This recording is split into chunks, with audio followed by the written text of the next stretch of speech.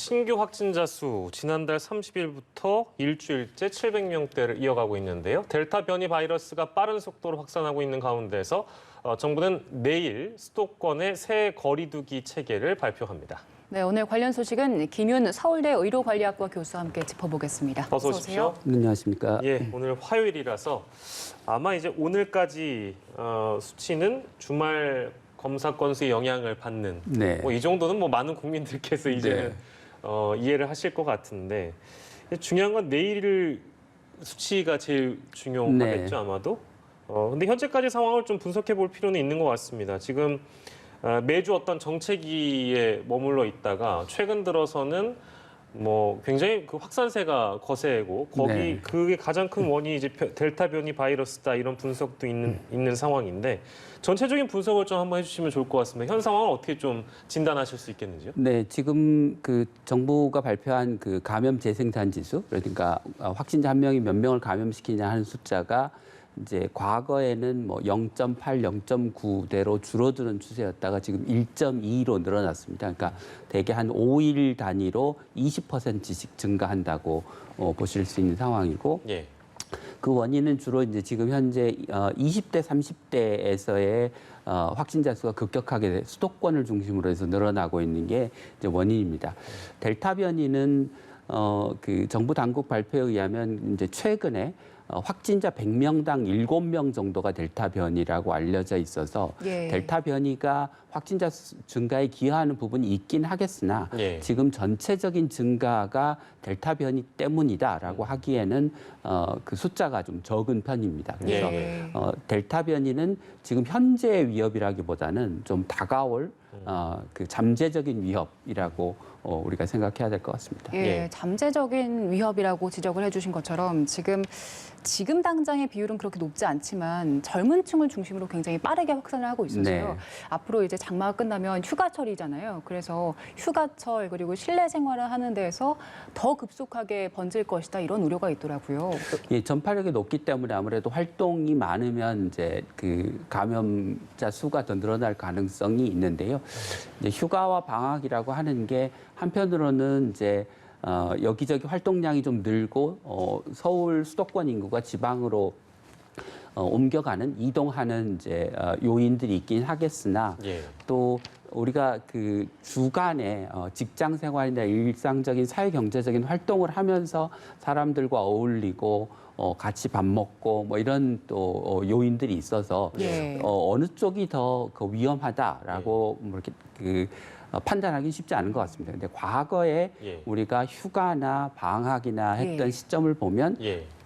물론 방역 당국이 이제 여러 가지 대비를 하고 많은 준비를 해서이긴 하겠지만 예. 확진자 수가 급격히 늘어났던 적이 별로 없었습니다. 그래서 이제 그런 점들을 고려하면 또 이제 휴가철 방역 대책을 좀 정부가 과거 했던 것처럼 좀 잘하면 예. 급격한 증가가 휴가나 방학 때문에 일어나지는 않을 수도 있다고 생각을 합니다. 예. 네. 근데 이제 당국이 파악하기로는 어떤 델타 변이 확진자 증가폭이 거의 2배, 매주 2배라고 네. 하니까요. 이게 지금 차제의 어떤 그 확실한 대책이 마련되지 않는 한은 지금의 추세로 봤을 때는 이게 계속해서 늘어날 수밖에 없다라는 계산이 네. 나올 수밖에 없는 그런 전망인지라 네.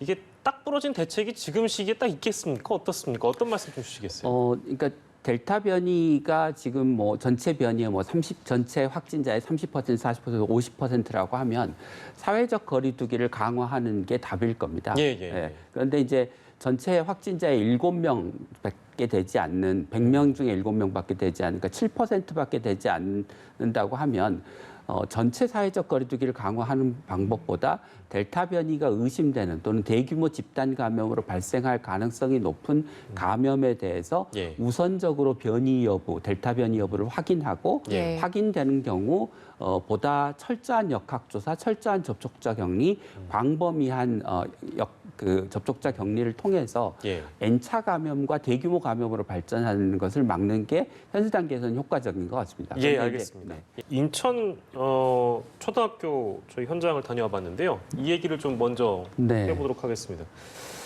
20명이 넘게 발생했고 감염 경로 파악되지 않는 상황이고 전수 검사를 하고 있는 그런 상황인데 당연히 추가 확진자가 나올 가능성이 높아 보입니다. 어떻게 좀 전망을 하세요? 이미 이제 검사를 같은 학년 6학년 학생들을 대상으로 해서 이제 한 결과 한 23명 정도가 이제 감염된 것으로 조사가 됐고요. 네. 증상 발현일이 4일, 5일이었다고 하고 예. 이제 우리가 보통 증상 발현 이전의 코로나 바이러스의 경우 2, 3일 정도 잠복기에서의 그 전파력이 있기 때문에 네. 그 시기에 이제 얼마나 접촉이 있었느냐에 따라서 예. 감염의 규모가 달라질 것 같습니다. 예. 근데 보도에 의하면 그 체육 수업을 뭐 실내외에서 했다고 하는데 예. 네. 그게 만약에 그 감염력이 있는 잠복기, 그러니까 2일, 3일 요 부근에 체육 수업이 이루어졌으면 이게 그 약간 좀 큰 규모의 감염이 발생할 가능성이 있고 예. 그보다 더 이전이라면 상대적으로 그 감염이 뭐 소수의 감염에 그칠 수 있을 것 같습니다. 네. 네. 인천 상황을 좀 짚어봤고요. 그리고 앞서 저희가 브리핑을 함께 듣고 왔는데 네. 이스라엘과 백신 네. 스와프를 체결했습니다. 일단 이 브리핑은 어떻게 보셨습니까? 네, 그러니까 지금 이제 3분기에 백신이 이제 대규모로 들어오긴 할 텐데 네. 7월 초에 7월 달에는 지금 많은 양의 백신이 지금 들어오지 못한 상황이라 예. 뭐 그리 많은 물량은 아닙니다. 70만 회분이니까 많은 물량은 아니긴 하지만 뭐 당장 급하게는 좀 도움이 되는 물량이라고 생각합니다. 그리고 예.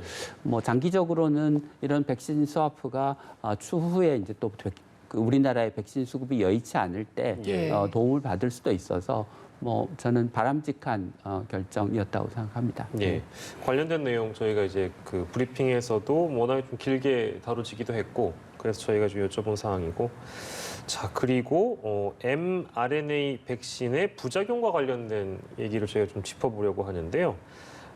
이제 하반기 백신 접종은 지금 30%를 넘어간 상황이고 다들 아시는 것처럼 이제 3분기 주력 백신은 뭐 이전에는 뭐 아스트라제네카나 얀센이었다면 뭐 주력이라고 표현한다면 아마 에이즈 백신이겠죠. 근데 3분기는 결국에 화이자, 모더나, mRNA 백신이기 때문에 이제 많은 분들이 대표적으로 알려진 뭐 심근염, 심낭염 네. 이게 그 어떤 부작용인가? 물론 100만 명당 4명꼴이기 때문에 아주 뭐 다수가 발생하는 거라고는 뭐 우리가 단언할 수는 없겠습니다만 네. 그래도 이 질환이 어떤 증상을 보이는지는 알아야 나중에 차후에 약간 내가 좀 불편하다라는 거를 감지하실 수 있을 것 같아요. 어떤 말씀을 좀 주시겠습니까?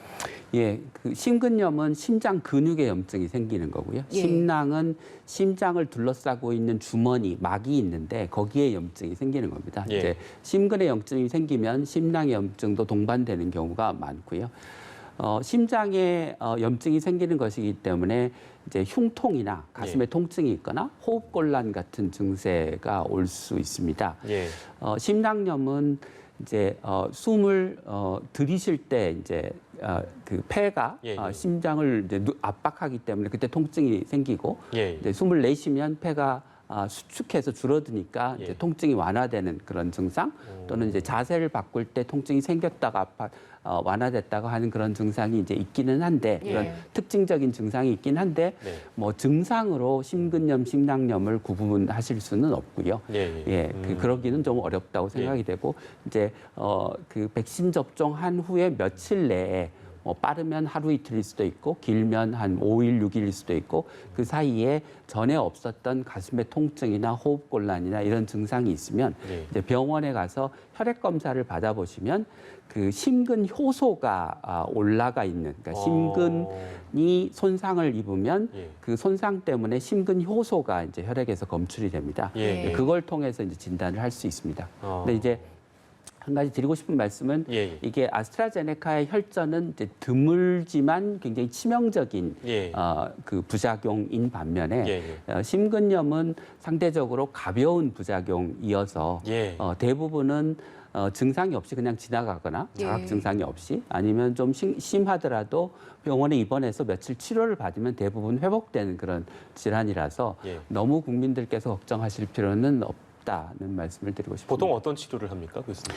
염증이니까 이제 소염제 같은 아. 걸 쓰고요. 예. 그다음에 아주 그 염증 증상이 심하거나 하면 스테로이드 제제나 이제 면역 제제 같은 것들을 쓰기도 합니다. 이게 일종의 자가 면역 반응, 이상 면역 반응이기 때문에요. 예. 예. 그러면 이 부작용이 혹시 기존에 뭐 심혈관 질환들이 있던 분들 네. 그런 분들께 더 잘 나타나고 이런 이유가 있습니까? 지금은 젊은 층에서 주로 발생하는 것으로 알려져 있어서 예. 뭐 10대에서 30대까지 주로 발생하는 걸로 알려져 있어서 기존에 있던 심장 질환과 큰 관련은 없는 것 같습니다. 기본적으로 이게 면역 반응이기 때문에요. 예, 예, 알겠습니다. 뭐 심장 질환이 있는 분에게 더 잘 나타나거나 그런 게 아니라 실제 이 mRNA 백신의 대표 부작용으로는 이제 젊은 분들에게 주로 나타나는 그런 증상이라고 하고 저희가 좀 깊이 알아봤고요.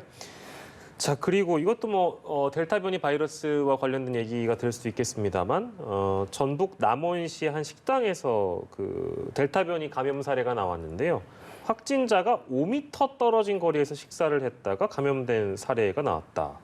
이거 물론 이제 요즘에 좀 덥기 때문에 네. 실내에서 환기를 하지 않고 에어컨을 가동을 하게 되면 그 내부에서 그 확진자가 나오는 사례들 그거는 사실 저희가 뭐 지난해에도 많이 뭐 어떤 카페 사례라든지 기타 네. 뭐 등등의 사례에서 많이 접해가긴 했습니다만 델타 변이이기 때문에 뭐 물론 이 에어컨이라는 동일한 조건 하에 뭐 모르겠습니다. 이게 변이 바이러스이기 때문에 더 빠르게 더 확산될 우려가 있다 이렇게 봐도 되는 겁니까? 어떻습니까? 그러니까 전파력이 높다고 하는 것은 이게 바이러스가 우리 몸에 들어왔을 때 더 빨리 증식하기 때문에 예. 이제 소량의 바이러스가 들어오더라도 이게 감염이 되거나 뭐 좀 발전을 할 가능성이 높다는 거죠. 이제 그런 의미에서 그 에어컨 바람을 타고 이제 바이러스가 포함된 침방울이 날아가서 이제 예. 다른 사람에게 뭐 다른 사람의 호흡기를 네네네네. 통해서 전파가 되면 이제 감염될 확률이 높을 수는 있을 것 같습니다. 네. 예.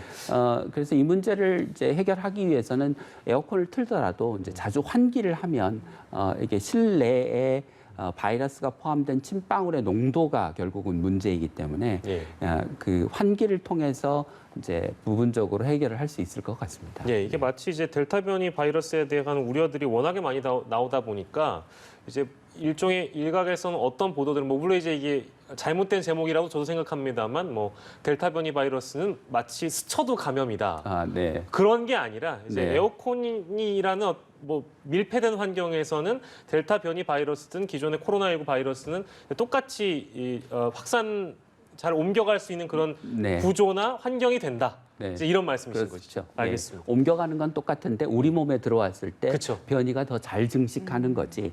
예. 뭐 이게 무슨 기존 바이러스와는 달리 뭐 짧은 기간 스쳐서 예. 뭐 전파된다 이런 건 아니라는. 알겠습니다. 네. 소수의 오해를 좀 바로잡고자 더불어 말씀드렸고요.